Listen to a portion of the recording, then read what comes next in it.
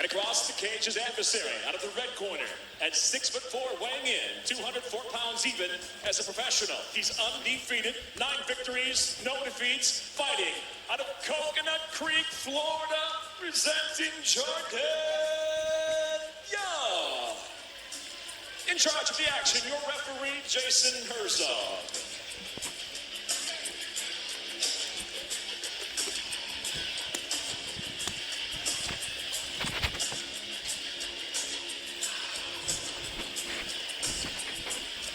Are you ready?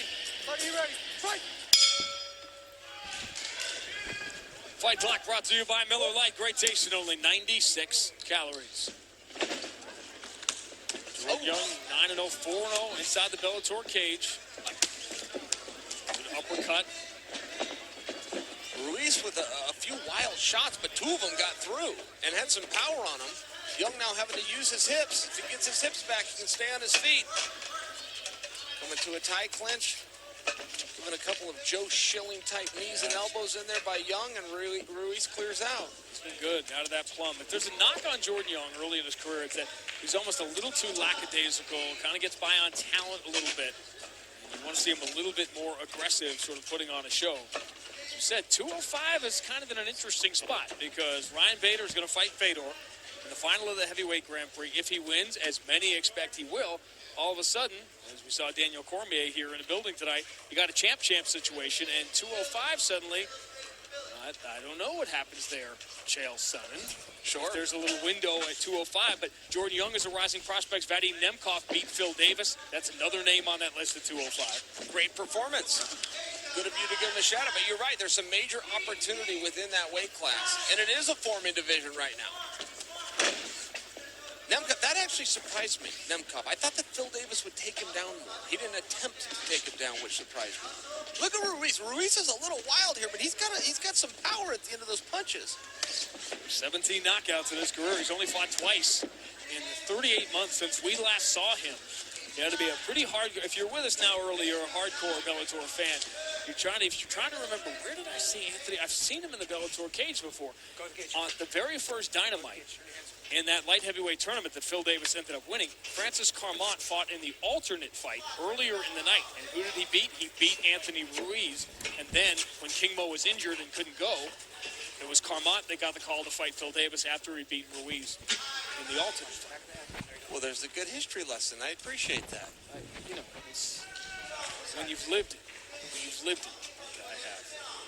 That first Dynamite in San Jose, that was Tito Ortiz and Liam McGeary. And Liam McGeary beating him with that first-round sub. We'll see some of the fights coming up, and the list goes on and on and on. Young doing everything right here. He's keeping his feet and hips close to the fence, making it hard for Ruiz to get underneath, to get to those hips. Now he trades positions with him, does Young. There's that knee, which kind of been the story of Young's offense. Good straight right there, good uppercut. Ruiz is going to have to move. Young staying patient. He has what's called head position here. Back to those knees. He's a little head happy right now. Young keeps looking for those head shots with the knees. He can also drop those and come to the side, take those right to the body.